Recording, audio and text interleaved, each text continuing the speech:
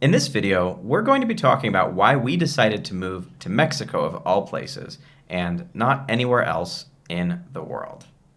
Welcome to Entrepreneur Expat. I'm Justin. And I'm Amanda. And on this channel, we talk all things expat living overseas as Americans, and also online business. So you can make money from anywhere in the world. So if that's something that you're interested in, make sure to subscribe and hit the notification bell so you don't miss a single video that we have coming out. And like this video. That helps us out a lot. Like the video. It helps us out a ton with the algorithm gods, and it helps us get us in front of more people. We have a goal of reaching 1 million expats or expats to be with this channel, and we need your help to do that. The best way you can do that is actually absolutely free, by subscribing and also hitting the notification bell. And if you want Mexico to be the first stop on your entrepreneur expat journey like it is for us right now, then make sure to download our free Moving to Mexico guide below. It'll give you like the first steps in terms of how to get started with the baby steps. So, what are some of the reasons that we decided to move to Mexico?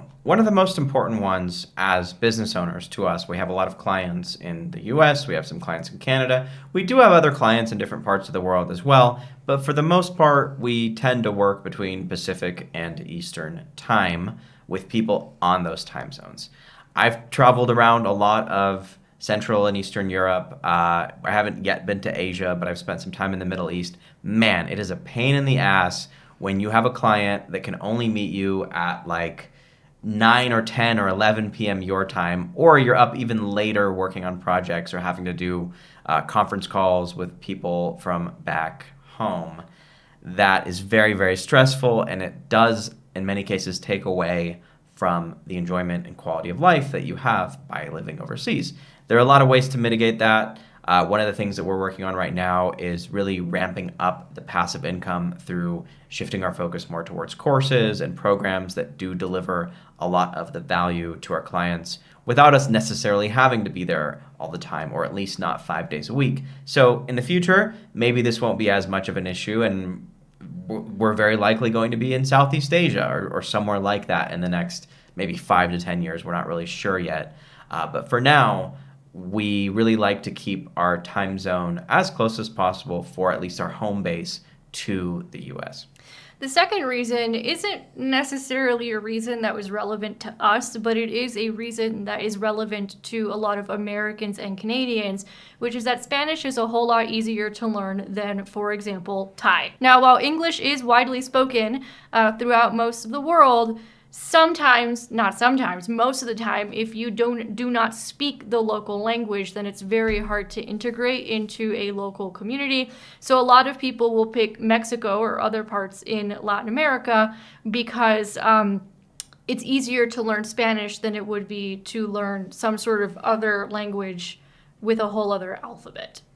Now, in our case, that did not apply because we both spoke Spanish before coming to Mexico. I'm Cuban. I've been speaking Spanish my entire life. And then you learned Spanish living in Colombia. So yeah, for the most part, I had a few classes in high school. Taquito, chiquito, burrito. That was about it. They didn't really teach very much in high school Spanish. So I had to learn it the hard way, on the ground, immersion style in Colombia over a couple of years because I was forced to. There was not enough English being spoken where I was in Colombia to be able to get by well with only English. So I had to pick up the good old Espanol. So reason number 3 is that when you're in Mexico, there are very easy and short and in most cases inexpensive flights to go back to the US. If you need to visit family for different gatherings, for holidays, if there's some kind of emergency, if you need to go and maybe attend a conference. Like we went to a cruise earlier this year of Miami. Pretty easy nonstop flight that's only a couple $100 depending on the time of the year from Guadalajara to Miami. And it's just a lot more accessible than, let's say, flying back from somewhere in the Baltics or Eastern Europe or Southeast Asia, where you might be traveling for 12 to 18 hours. Now, there's a funny little story. The first time I actually came to meet Amanda in person, we had originally met through different work things, actually online. The first time we met in person, I came to Miami to see her and ended up meeting her family there. It was a hell of a flight to get there from Guadalajara because it was like, what was it, the right before the 4th of July holiday. There was a ton of weather. I think I didn't know at the time that there were nonstop flights from this particular city to there. So I had a layover in Mexico City. So I had to fly from Guadalajara to Mexico City to then, in theory, to Miami. But the flights were all delayed. And then on top of it, I guess there was a weather thing in Miami, so my plane circled Miami International for like 45 minutes before having to make an emergency diversion to Palm Beach. So it took me almost 12 hours of total travel time to do what's normally about a 3.5 And hour his nerves were through flight. the roof because it was the first time we were meeting in person. So this poor man went through a lot trying to get to me in person for the first time. So that is not typical when flying from Mexico. That was just because of weather delays and all kinds of... The universe wanted to see how committed I was.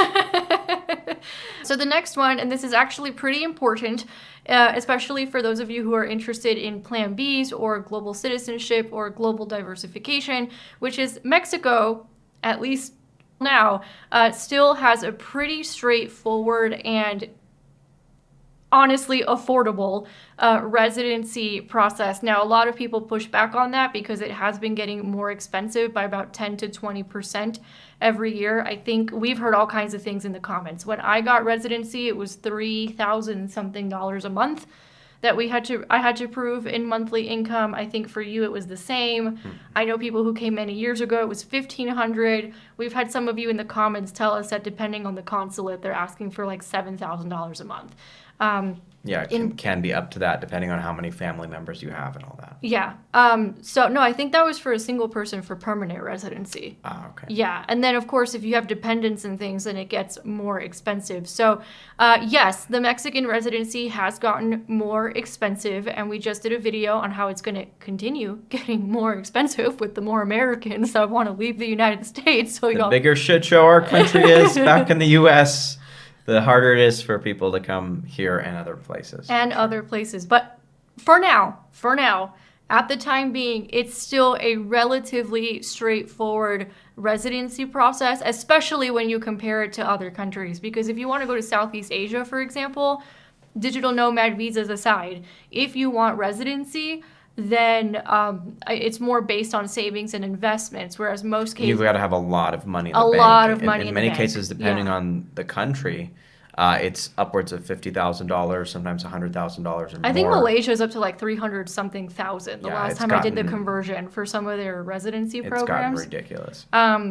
So it's gotten crazy. It's going to keep getting crazier. And actually, this is a bonus that would be very difficult in Southeast Asia, but that is possible in Mexico, is that if you get a residency, it does put you on a path toward citizenship. I was going to mention exactly that. In a lot of countries, you don't have that ability. Even in Colombia, it's a little bit trickier to get citizenship and even to get temporary residency versus Mexico, at least a temporary residency that can be converted to a citizenship later on. And in Asia, yeah, it's almost impossible a lot of the time. Yeah, it's almost impossible to get citizenship in Asia. A lot of people don't know that. Now you know. It's easier in Latin America. So for those of you who are interested in second passports, second citizenships, you're interested in starting that journey, then Mexico is usually a pretty good place to start. And as a bonus, one of the things that we found about Mexico that we didn't really even know before we came here is that the economy in Mexico is actually booming and getting stronger and stronger. Yes, some people say it is tied significantly right now at this present time to a lot of the economy in the U.S., which is true, but they've been diversifying more and more. They've been letting in foreign investment from other countries, trading with other countries like China. They're not just dependent on the U.S. anymore like they historically have been. And the middle class is growing here. Whereas you look at places like the U.S., I believe it's actually starting to shrink. Oh, it's been shrinking. Yeah, they don't really publish these numbers, but it's been shrinking. And a lot of the macroeconomic indicators in the U.S. have been going down versus if you look at those same indicators in Mexico, many of them are going up. The peso is very strong. They've even called it in recent times the super peso. Mexico is becoming a lot more competitive in the global marketplace. There's a lot of really good talent here in the engineering, manufacturing, obviously like handcrafted goods. And those industries are just like really, really, really starting to explode. And it's great to see just how much this country has evolved. I mean, even from our own perspectives, and I know your parents have been here over the last few decades. Like, it's not the Mexico that it was back in the 70s or 80s or 90s. We actually forgot one. I can't believe we skipped this because this was one of the main reasons we decided on Mexico versus maybe other countries at the moment, which is there is so much to see and experience in Mexico. Like, you'll be here for years trying to explore and experience all the different things in Mexico. So our logic behind this was because we're interested in global citizenship and global diversification and living in other countries, our logic was as follows. You might find a lot of people on YouTube who travel full-time or they're digital nomads, but they're still based out of the United States. So their home base is still like Seattle or Miami or wherever it is that they are from. Our logic was, well, why don't we make our temporary home base, for now, a country that we're not from? Because then you kind of get like a 2-for-1, right? Because you get the experience of being being in another country long term, and then you can see and explore all the different things. And Mexico is like one of those Russian dolls. What are they called? I know what you're talking about. Yeah, where you just pull one out and then there's another surprise, and then there's another surprise, and then there's another. My grandma had a lot of those. I thought you would know the name in Russian. I don't. It's a little rusty. We're gonna have to visit Eastern Europe soon. So Mexico is just full of surprises and so many things to see, from, natural landscapes and national parks and things like that, to the cities, to the towns, to the pueblos mágicos, just in this area alone, we're in Guadalajara, we can go to Tequila, which is the birthplace of tequila. We can go to Lake Chapala, and in Lake Chapala, you have Ajijic, Chapala. Amazing thermal spas. We did another video about one of the thermal spas that we visited near Chapala. I mean, I'm a beach guy, but that may have converted me a little bit. Like, lakeside with a nice, hot, relaxing thermal water that's scented of rosemary and that comes straight from the mountains. Yeah. It's really cool. It's really, really cool. Now, because Ajijic and Chapala have a lot of people in them, now people are looking to Jocotepec and San Juan Cosala, stuff like that. You can go to Vallarta in about 3 or 4 hours from here. Then there's all the beach towns on the way to Vallarta. You can easily fly to Mexico City. In an hour and a half flight, you're in Mexico City. So there's just so much to see and do and experience in Mexico that if you're just getting started on your digital nomad or entrepreneur expat journey, it's just a good place to get started. So there you have it. Those are the top reasons that we chose to live in Mexico versus any other country. We hope you enjoyed this video. Make sure you like and subscribe. And if you're interested in starting your entrepreneur expat journey, perhaps here in Mexico, we've got a guide exactly made for you. Right below this video, you can check out our Moving to Mexico guide. You'll also get on our email list where we'll send you regular updates weekly about our videos and other information about retreats and local events and things that we put together as those are released. You're going to be the first to know. Thank you so much, and we will catch you guys on the next one.